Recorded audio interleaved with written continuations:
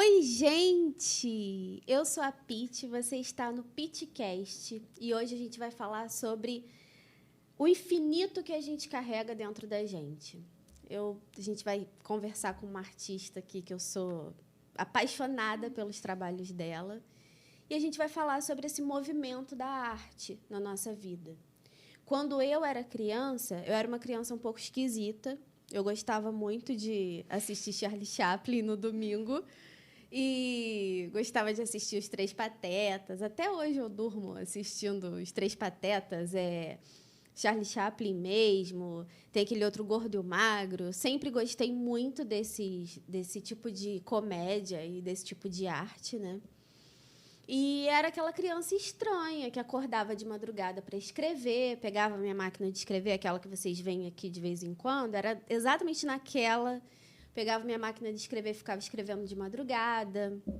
Eu era essa criança meio estranha que gostava muito mais de papel, clips e agendas e caneta do que uma boneca ou uma Barbie. Então, eu sempre tive essa urgência da arte muito forte dentro de mim. Eu também fiz teatro por um tempo, por bastante tempo, na verdade. O meu processo de arte foi todo pautado pelo teatro, porque eu comecei a escrever para escrever peças de teatro. E aí, assim, não sei de onde veio, não era uma coisa que era muito forte na minha casa, mas eu sempre carreguei esse infinito e essa inquietação dentro de mim, né? Eu acho que, assim, será que é clichê eu falar que eu escrevo para não enlouquecer, que a arte é uma metáfora da vida? Eu não sei. O que eu sei é que é real. Eu escrevo para não enlouquecer. E para abrir esse episódio, a Gabi falar um pouquinho dela, eu quero começar falando trazendo as palavras de um autor que é o Ray Bradbury, não sei se é assim que fala, mas é um autor que eu amo muito, de um livro chamado Fahrenheit 451, onde ele fala assim: então, embora nossa arte não possa, por mais que desejamos, livrar-nos da guerra, da privação, inveja, cobiça, velhice ou morte, pode nos revitalizar no meio disso tudo. Então é isso. Esse é o Pitcast. Eu sou a Pit Lara e hoje a gente vai conversar com a Gabriela Farani. Pode falar de você, apresente-se. Oi, meu nome é Gabi, eu tenho 22 anos, sou de Valença, sou mãe e artista independente. Hoje eu trabalho com pinturas em tela, em outros materiais também, com outros tipos de pintura, mas eu foco na pintura em tela, principalmente voltada para arte visionária e arte psicodélica. Eu também, quando eu era criança, sempre fui muito ligada, muito apaixonada à arte. Ao contrário da Pit, eu nunca consegui me expressar através da escrita, mas eu sempre desenhei muito, sempre pintei. Gostava muito de artesanato, de coisas manuais, então isso sempre teve comigo, né? Ao longo dos anos, isso acabou se perdendo um pouco, né? A gente dá prioridade para outras coisas. Mas, em 2019, eu comecei a retomar essa vontade de criar, essa paixão pela arte. E aí, desde então, eu levei isso para a minha vida e hoje é o que eu quero e o que eu levo como meu trabalho. Muito bom. E diferente de mim também, você sempre teve isso dentro da sua casa, né? Acho que você tem tio que toca, alguma coisa assim. Sim, o pessoal lá de casa, eles são mais voltados para a música. A minha mãe, os meus pais, eles gostam muito de música, de tocar instrumentos. Eu também já comecei a tocar violoncelo, já participei de uma orquestra. Eu tive que parar depois que minha filha nasceu, por conta de tempo mesmo. Eu ainda tenho muita vontade de voltar a tocar, é uma coisa que eu amo, aprender a tocar instrumentos, até piano também. Eu sou apaixonada, tenho muita vontade de aprender. Mas lá em casa, a parte da pintura foi sempre muito incentivo, né? Eu nunca tive uma referência física ali comigo. Sempre foi mais incentivo de todo mundo ali, para eu continuar pintando, para eu estudar. Muito bom. Lá em casa rola isso. A minha filha é totalmente voltada à pintura, desenho. Ela é bem artística e também adora música, está tentando aprender a tocar teclado. E tem esse lance que é totalmente incentivo. Eu não desenho nada, mas eu tô lá o tempo todo. Compro as coisinhas para ela começar a fazer e tá arrasando. Incentivo faz muita diferença. Faz, nessa né? hora. Eu queria desenhar quando eu era criança, mas eu também desemboquei num lugar, que é o que você falou, de artesanato. Então, eu era aquela criança estranha que fazia tricô, crochê. E aí teve uma época que eu fiquei pintando caixinha, aquelas caixinhas de MDF. Aí ficava aplicando... Decopagem. É um desespero. Assim, você tem que criar de alguma maneira. E eu tive um processo meio violento na minha vida de ter que renegar isso completamente, porque eu virei mãe e eu precisava... A gente não tinha tanto acesso naquela época, minha filha está com 19 anos, então, assim, eu não tinha acesso a esse tipo de coisa, tentar estudar e melhorar a escrita ou a atuação. A gente mora numa cidade pequena, então eu tive que abandonar tudo e fui trabalhar com planilhas de Excel. Então... eu me sentia assim, eu falo que foi violento, porque eu me sentia um leão enjaulado, sabe? Era um negócio assim que me dava um desespero, aquela sensação de que está faltando alguma coisa. Hoje mesmo, a vida vai tomando a gente, né? E aí, quando eu vejo, eu estou muito tempo sem escrever, eu já começo a ficar meio angustiada. E é tenso. Mas eu queria que você contasse pra gente, assim, como que funciona o seu processo de criação. O meu processo de criação, ele depende muito do momento. Tem alguns processos que eles são mais fluidos, assim, vem uma ideia na cabeça e eu fico super eufórica para pôr aquilo logo no papel e começar a pintar. E tem os processos que eles são mais lentos, eles demandam um pouco mais de atenção. Eu preciso buscar mais referências, dar um tempo de estudo maior. Por exemplo, eu falei que eu trabalho muito hoje com a arte visionária, e a arte visionária ela é criada através de enox.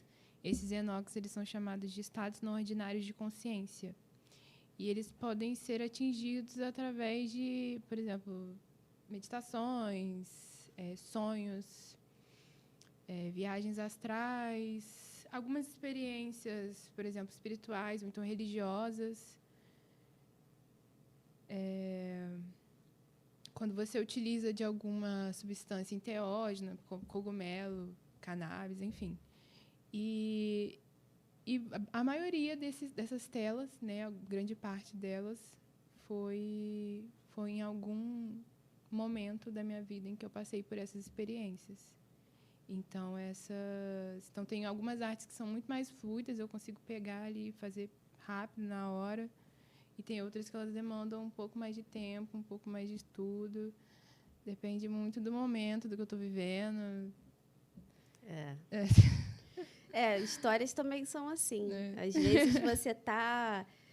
Cara, é um negócio assim que eu falo que é um tormento. O meu processo, por exemplo, de um livro, ele é muito assim, intenso e às vezes machuca, porque às vezes você tá lá, eu tô lavando louça, tá aquilo na cabeça, eu tenho que colocar aquilo aí, eu tenho que sair daí, eu vou ter que ficar lá.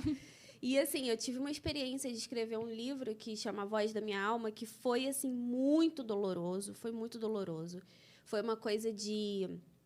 Eu escrevi esse livro por 9 meses e eu falava sobre violência doméstica, falava sobre suicídio, e era um mundo totalmente diferente do que eu vivia. Eram personagens reais na minha cabeça, mas que eu não tinha referência no meu dia a dia, sabe? Não era uma coisa assim, eu olhava e falava, pô, esse personagem parece com... Não tinha. Muito diferente do meu primeiro livro, que foi um processo onde eu escrevia agendas quando eu era criança e adolescente. E aí, o meu primeiro livro, eu meio que ia me baseando naquelas histórias que eram minhas e criando histórias em cima daquilo. É o que a gente chama hoje de autoficção. Quando eu cheguei na Voz da Minha Alma, era totalmente ficção. Era assim, era delírio total. E eu estava falando de assuntos muito complexos. Então, eu comecei a ter que estudar muito. Ao mesmo tempo que você está estudando, a história está acontecendo. E você tem que botar aquilo para fora. E aconteceu um negócio muito bizarro, que eu me apaixonei por um personagem. E, assim, eu me apaixonei por aquele personagem, não como amar, assim. Eu só me apaixonei por ele, como personagem mesmo, e acontecia e ele morria. E eu não queria que ele morresse. E aí eu falei, cara, como é que eu vou fazer? Eu escrevi 4 finais para não matar esse personagem. E eu sofri tanto, porque eu falei, não tem jeito, é essa a história. E eu escrevi a parte que ele morria. Cara, eu chorei tanto, foi assim, foi tão doloroso, foi tão doloroso. E o mais engraçado é que, naquele momento, esse livro não tinha nada a ver com a minha vida. Só que eu vou contar uma história que vou me chamar meio de maluca aqui, mas é real. Quem lê o livro e conhecer o meu dia a dia vai entender. E tinha um outro personagem que eu fiquei assim, eu criei ele como cara ideal, assim, sabe? Eu falei, cara, esse daí, ele era, sei lá, ele era filho de um cara que tinha uma fazenda. Vamos ver se você pesca isso aí.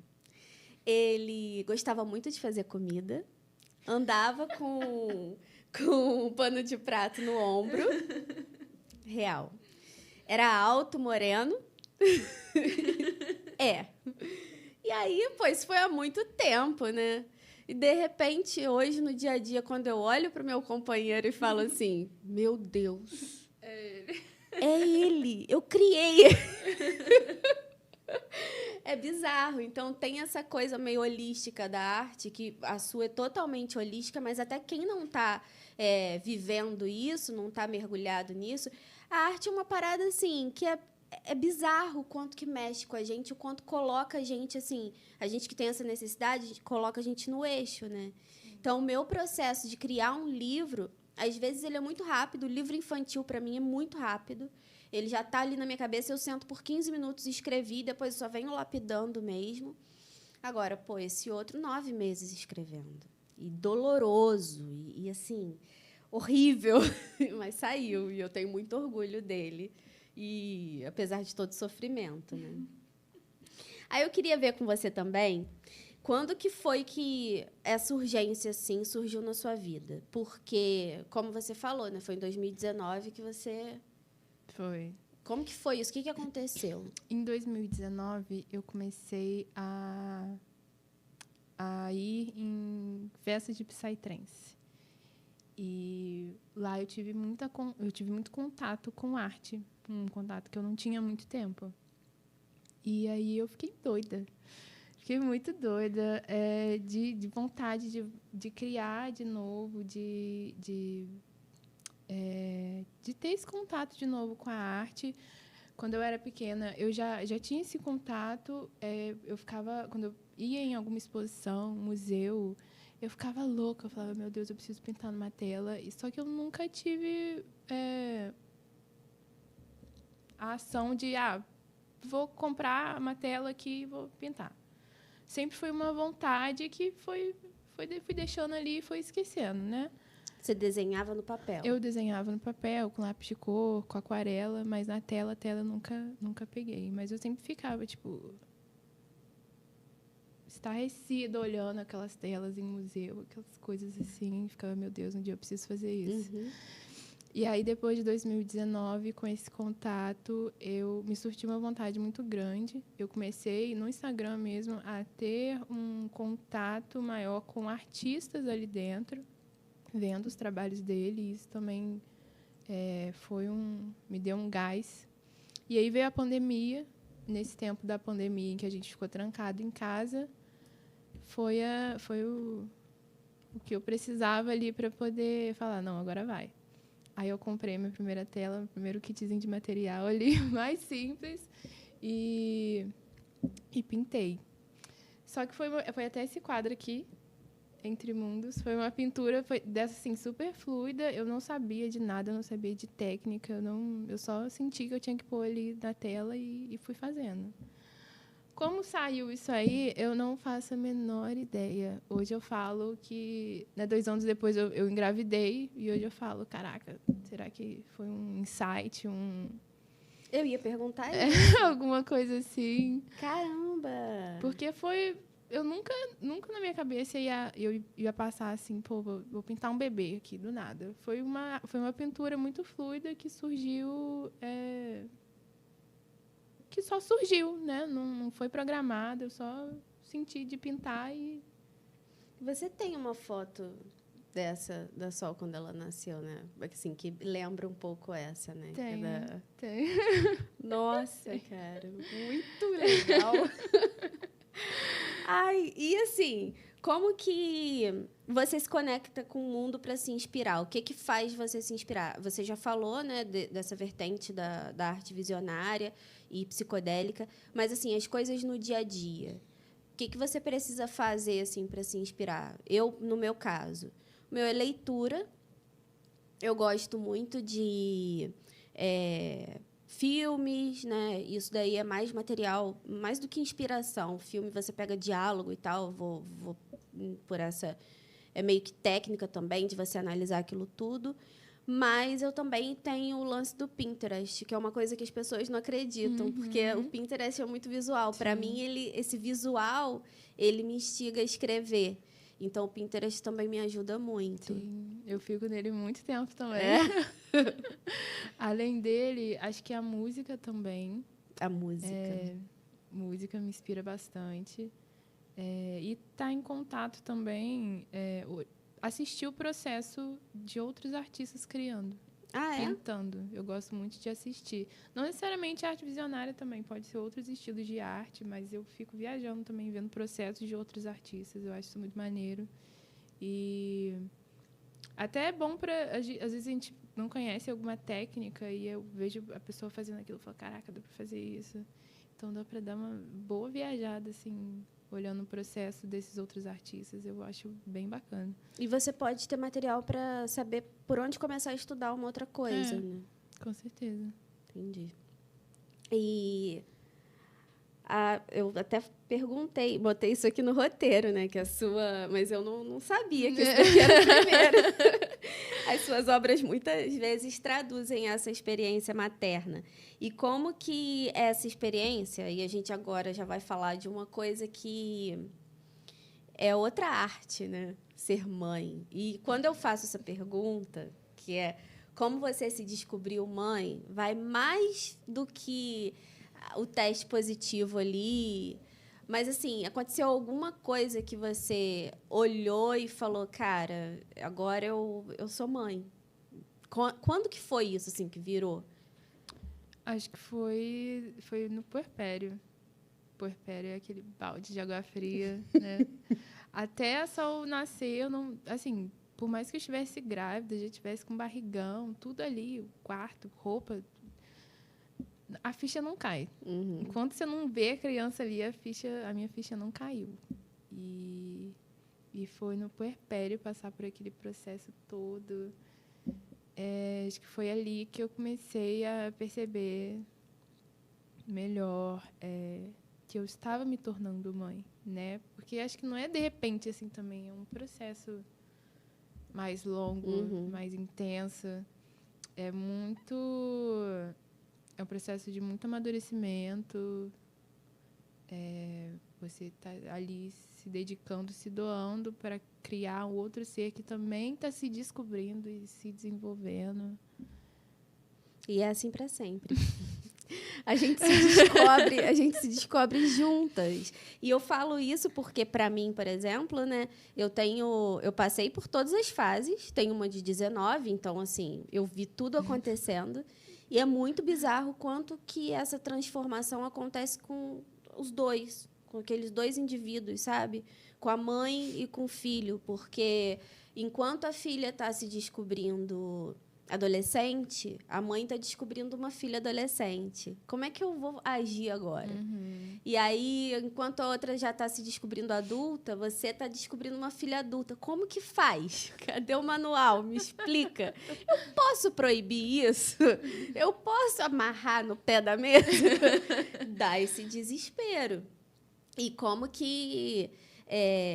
Engraçado que eu também coloco muito a maternidade nas minhas obras, nos meus livros e contos e histórias. Eu coloco muito de uma forma, para mim, meio traumática. Porque, assim como você, eu tive filho muito nova, mas eu não tive esse negócio assim, durante aquele momento, durante o filho pequeno, a criança pequena, eu tava, tipo, brincando de boneca. Tava achando tudo o máximo. Espalhava um monte de panela pela casa e para ela brincar com aquilo. E tava me divertindo junto. Tem um momento que eu tô cuidando dela, assim, quando ela tá... Tem aquele período que a criança tá dormindo, né? E aí, de repente, ela para de dormir naquele horário. E eu não estava contando com isso. Então, eu entrei em pânico nesse dia. Acho que foi nesse momento que eu falei assim, meu Deus, eu sou mãe. E agora? Estava tão divertido. O que aconteceu? Como que você lida com isso tudo? Porque é isso. Quando eu falo que é traumático, é porque eu estou querendo fazer tal coisa, eu não posso. Eu tenho que parar, é o tempo dela. E a gente, quando a gente tem essa alma de artista e essa urgência, às vezes é o que eu falei, eu estou lavando louça e vem aquela história, eu preciso escrever na hora. É o tempo da criança. Como que você consegue fazer isso, administrar isso tudo? Ou você não sabe? Então, eu não administrava, porque como eu trabalho em casa, né? Eu pinto em casa. Era muito difícil fazer isso no primeiro ano de vida dela. Porque eu pintava a hora que dava. E quase nunca dava. E eu ainda não tinha... Hoje eu tenho meu cantinho em casa, meu ateliê. Eu consigo parar ali, ter um canto para deixar minhas coisas, minhas tintas, sem correr o risco dela pegar, dela mexer em alguma coisa que não dá para ela mexer. Ainda mais que eu mexo com muita produto químico, né? Solvente e tal. Então, eu ficava preocupadíssima também. E antes, a gente morava em outra casa e eu pintava na sala, então ficava tudo ali. E era louco, porque só quando ela foi para a creche, só quando eu peguei esse espaço na casa para poder criar meu ateliê, que eu consegui... Hoje eu consigo parar todo dia, tiro um tempo do meu dia, a hora que ela está lá, para poder pintar. E isso me fazia muita falta, essa organização, essa disciplina, porque a gente precisa... É igual música também, né? Se você não estiver ali todo dia estudando, praticando, nem que seja meia hora do teu dia para tocar um instrumento, aquilo ali não vai para frente. E a gente tende a enrolar, né? E aí é brabo. É o que eu costumo dizer, assim, inspiração, né? Ah, você tem que estar inspirado. Cara, inspiração é exercício. É todo dia ali fazendo um pouquinho. Eu estou bem distante, assim, de escrever todos os dias igual eu fazia, mas eu passei 2 anos onde eu fiz um acordo comigo, assim, eu vou escrever de domingo a domingo, pelo menos 20 minutos. Nunca era 20 minutos, era sempre mais. Eu conseguia fazer render mais. Só que quando eu falei assim para mim, 20 minutos pelo menos, era uma parada assim bizarra, porque você começa de um jeito e depois, sei lá, de 10 dias, tudo é inspiração para você. Porque você está exercitando o seu olhar, você está exercitando muitas outras coisas, né? O seu desempenho também. Então, eu sempre falo isso. Quando eu dou oficina, né, para criança e tal, ou então quando eu vou em alguma escola e alguém pergunta, que sempre tem essa, o que é a inspiração? Eu falo, cara, a inspiração é sentar lá todo dia e escrever. É esse exercício, essa disciplina é muito importante para a gente, muito mesmo. Agora, assim, no meio disso tudo, né? A gente está falando de criação, mas a gente também tem aqueles períodos que travam a gente. Você tem esses períodos? Já aconteceu? Como Então, que... eu tinha justamente quando eu não conseguia me organizar. Hoje é isso que me pega.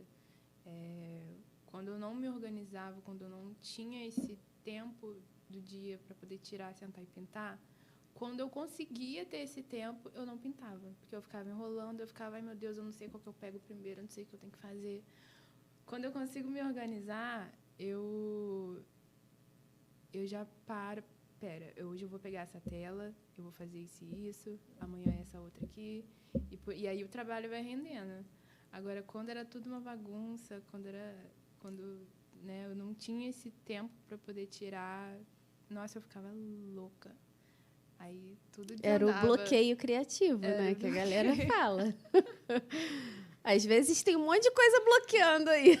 No início, ainda tinha aquela parte do perfeccionismo que a gente trava, porque ai, não tá legal, não tá... Mas isso aí a gente tem que dar uma cortada também, porque no início nunca vai ficar perfeito. A gente tem que justamente ter essa prática diária para a gente poder desenvolver e ir melhorando com o tempo, não tem... Escrever tem também é jeito. assim, tem uma hora que você fala, cara, eu não vou mexer mais nisso. Não posso mais, porque você fica meio lapidando o texto, lapidando. Nunca tá do jeito que você quer e você só fala assim, chega, toma, não vou mais mexer. Porque senão é um negócio meio de bloquear também. Você fala, cara, daqui eu não consigo passar. Porque é isso, algumas vezes pode parecer uma coisa meio romântica, mas a arte eu não sei explicar direito, mas é uma parada que às vezes está tão dentro da gente que é uma coisa meio, sei lá, etérea, não sei dizer. É a história do livro que eu falei, cara. Aquela história já estava pronta. Eu fiz de tudo para mudar, mas já existia aquela história. Então, assim, falar disso, você conseguir vencer todos esses sufocos para a gente conseguir botar para fora, é essencial, porque senão não vai rolar. Mas, assim, a gente está gravando nosso 3º episódio do Pitcast, agora que mudou tudo. E aí eu quero passar para os quadros, porque agora tem quadro. Estou muito chique. Foi o que eu falei da última vez. Olha só como eu sou original. É Pitcast, e a gente tem o Pitaco, que é um dos quadros, né? É isso. Mas para começar, então, assim, vamos falar as pequenas humilhações da vida adulta, né? É para você contar alguma situação constrangedora que você já viveu. Pode ser da arte, pode ser... Já aconteceu assim, alguma situação muito constrangedora? Eu sou péssima para lembrar dessas coisas. péssima. Peraí. Eu vou contar a minha, de repente você lembra de alguma coisa. Eu vou contar do mundo da arte mesmo, foi o que rolou comigo. Que foi o seguinte... Eu estava fazendo uma feira literária e aí estava rodando pela feira. Acho que eu já tinha lançado o livro, eu só estava participando mesmo da feira. E eu cheguei lá numa livraria, num estande da livraria, e aí tinha uma moça que tem um cabelo vermelho, só que cacheado, que é escritora também. Ela estava sentada e a menina veio com o meu livro. Chegou assim e falou, Pete, autografa para mim, por favor. E eu, assim, eu estava na porta. A menina me confundiu com a menina. Foi uma situação tão constrangedora, porque os atendentes ali caíram na gargalhada. A mulher ficou completamente, assim, queria desaparecer, constrangida, e ela pedindo para autografar, e eu lá na porta, assim... Aí eu fiquei, o que eu faço? Eu vou lá e a menina, não, eu não sou a Pete, não, mas olha, ela tá ali, que não sei o que. Ela se saiu muito bem, porque eu fiquei roxa de vergonha. Olha, eu sou péssima para lembrar dessas coisas mesmo, principalmente com arte, assim. Pode ser que tenha rolado em alguma exposição, mas sei lá, deixa eu ver. Você já foi para a exposição? Já fez? Eu já fiz algumas exposições. A última, recentemente, foi até numa rave. Eu levei meus quadros pela primeira vez. Antes era só artesanato, mas eu levei meus quadros pela primeira vez. Mas... Bom, acho que eu não vou conseguir lembrar de em alguma exposição, algum perrengue desse aí. Mas, assim, o que eu lembro agora, eu sou uma péssima pessoa para lidar com gente com óculos escuros. Porque, às vezes, já teve várias situações da pessoa estar assim na minha frente, aí ela começa a falar alguma coisa. Eu não sei para onde que ela tá olhando. E aí eu tô, super respondendo, e daqui a pouco eu tô olho para trás, ela tá falando com outra pessoa aqui. Nossa, gente, depois de velha que eu consegui aprender a usar óculos escuros, mas eu nunca soube lidar, porque me dá um nervoso não saber para onde a pessoa tá olhando, se ela tá falando comigo. Eu adoro Nossa. isso. Eu adoro. Várias vezes isso já aconteceu. Eu vou colocar um óculos escuro aqui, que ninguém vai saber para onde eu tô olhando, com quem eu tô falando. Até porque eu sou muito expressiva. Então, assim, às vezes eu tento disfarçar quando eu tô meio brava, sabe? Então, assim, o óculos me salva. Para mim, ele é ótimo. Gabi, então vamos pro outro quadro, Pitacos. Nesse quadro, a gente vai dar alguns pitacos na vida das pessoas, né? Eu coloquei aqui para a gente dar 4 conselhos para quem está vivendo esse bloqueio criativo, mas você pode colocar também, né, 4 conselhos para quem quer viver da arte, alguma coisa assim. Então, vamos lá, pode... Sobre o bloqueio criativo, eu acho que foi muito isso que a gente falou também. Da gente tá sempre tentando... Tá sempre tentando tá ali presente, fazendo um pouquinho todos os dias.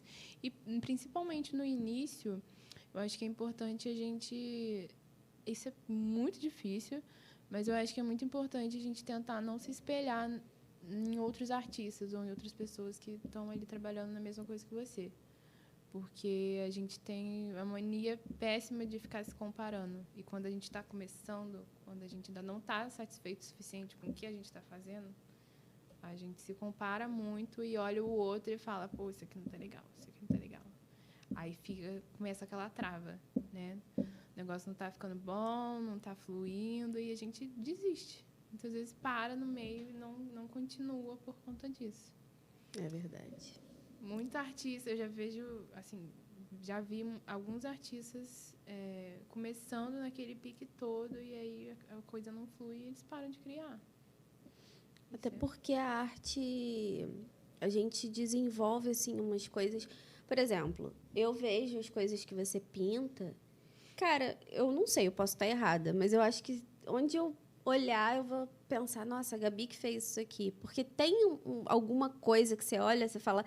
Cara, isso me lembra aquela pessoa, isso é um traço dela. Uhum. Então, quando a gente fica se comparando, a gente até tira isso da gente, né? Com certeza. Tipo, é importante no início também a gente olhar referências. Então, igual no Pinterest, né? Uhum. A gente pegar referências, olhar. Às vezes, no início, a gente até tenta fazer igual. É importante para criar né, para aquele processo de estudo.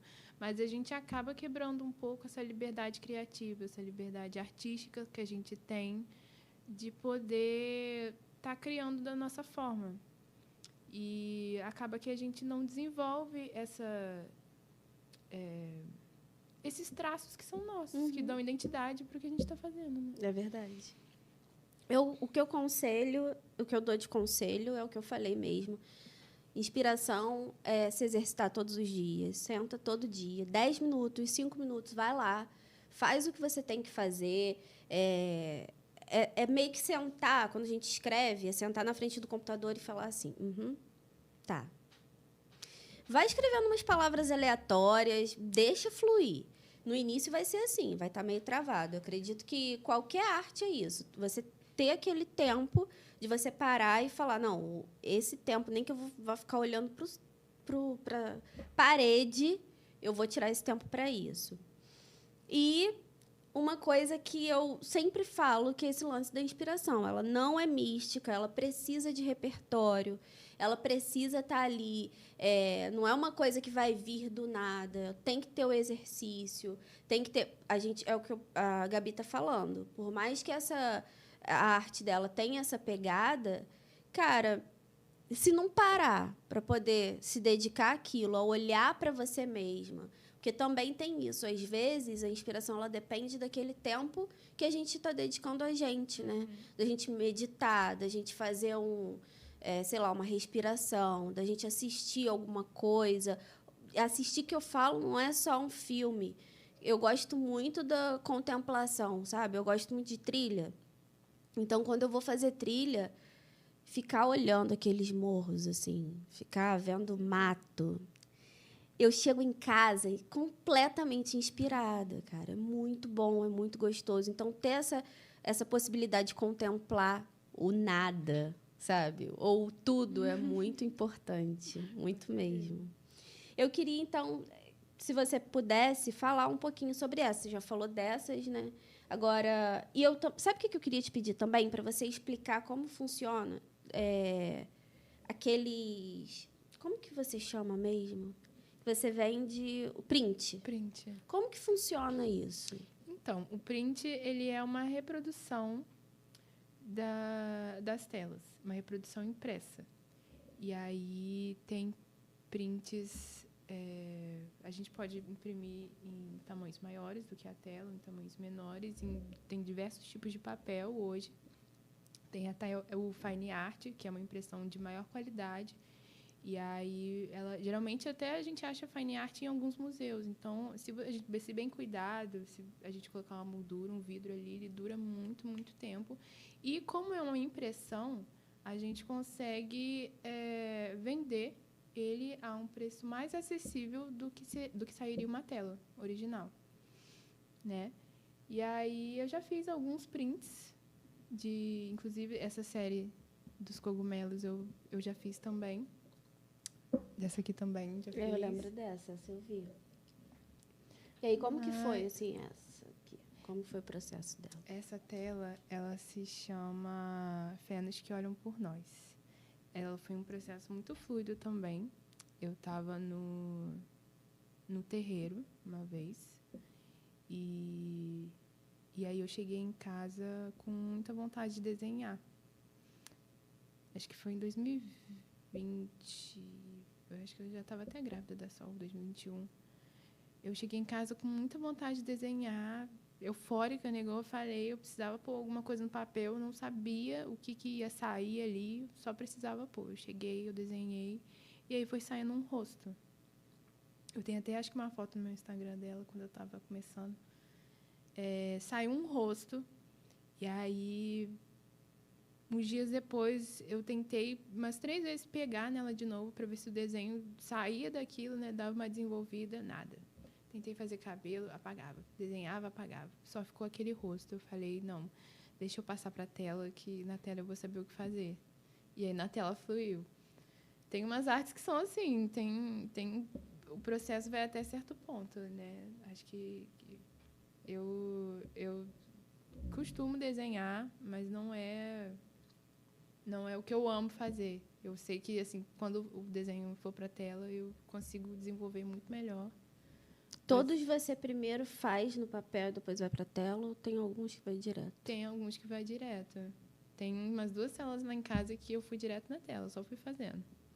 Foi até as últimas que eu fiz, uma das últimas, que foi um processo mais rápido. Eu costumo pintar com tinta a óleo, e aí a tinta a óleo ela tem uma secagem mais lenta, eu consigo trabalhar melhor, eu até prefiro.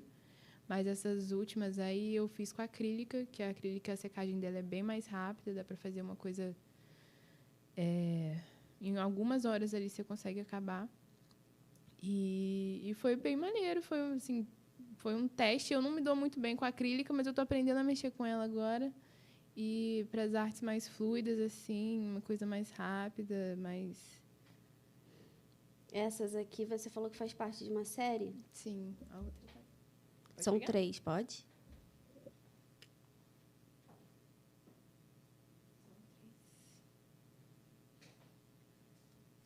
Essas eu pintei para estudo também, estudo de técnica. Maravilhosas. Eu queria ter trazido aquele portal, tá lá em casa. Falei, poxa, eu tinha trazido o portal, mas não deu. Tem um portal gigantesco. Porque você também, como você falou, a Gabi também pinta em tecido. E aí, assim, tem cada roupinha que eu vejo. E esse mural, esse portal, a gente usa nas nossas festinhas. E aí, assim, maravilhoso. No Instagram, vocês vão ver esse portal em algum momento. Ele sempre aparece. Mas é isso, eu gostei muito, muito, muito do papo. Espero que vocês também tenham gostado. Antes da gente se despedir, eu vou pedir para vocês fazer lá aquele curtir, comentar, compartilhar. Manda aí para os seus amigos que gostam de arte. E se inscreve também no canal. E a Gabi vai passar as redes dela. Como é que te acha no Instagram? No meu Instagram é Gabriela Farani. E o meu é Petilário. Brincadeira. Gente, sigam lá, então, o Instagram da Gabi. E o Pitcast também, tem o Instagram dele lá. Quer falar mais alguma coisa, Gabi? Você gostou? Adorei. Foi bom pra você? Foi bom. Primeira vez. Nunca achei que eu ia falar num podcast. Foi ótimo, Maravilhoso. adorei. Foi bem tranquilo. Gostei muito, fluiu super bem. Fluiu. Obrigada pela participação. Obrigada a você pelo convite. E é isso, galera. Ó, um beijo e até a próxima.